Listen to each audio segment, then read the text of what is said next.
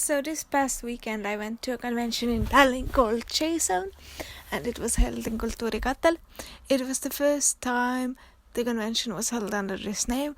The same organizers have held smaller conventions before as part of the Japanese Animation Film Festival that has been going on here for the last 13 years. However, the smaller conventions have really just been like small gatherings of anime and cosplay fans, but this time it had a real proper convention feel. It was a 2-day event held in a beautiful large venue, and it had stuff going on.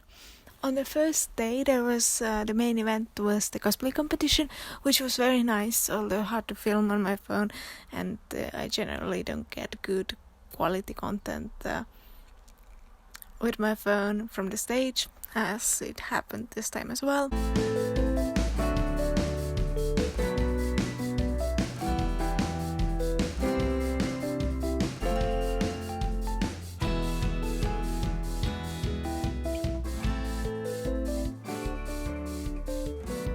However, the cosplay competition was very nice, and I liked the host, who has hosted some other conventions in Estonia as well before. Other than that, they had some master classes, none of which I attended, an exhibition, as well as a drink and draw session where you could draw cosplayers posing, and you could 3D print statues or figures of yourself, as well as some virtual reality. There was an artist alley with wonderful artists who usually visit Estonian conventions all around, as well as a large vendors and shopping area that included the store I currently work for. It was lovely, had a nice feel, and there was plenty to do. I was a little bit disappointed for the lack of the Asian food street that they advertised. They said there was going to be street food, and there barely was any. On the first day they had some free sushi, which was understandably gone in the first 5 minutes.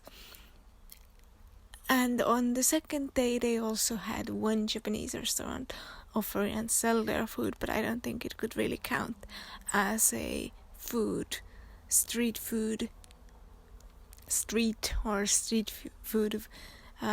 thing on its own. So I was slightly disappointed by that. There was also a distinct lack of J-pop, which they did advertise, as well as it was questionable whether or not they had some of the things they had promised, and they had talked the convention up a bit more than perhaps they could deliver, but still I feel like it was a good convention. On the second day, it was the K-pop day, and they had a huge K-pop competition in 3 bars. There were loads of contestants, but I didn't film a lot.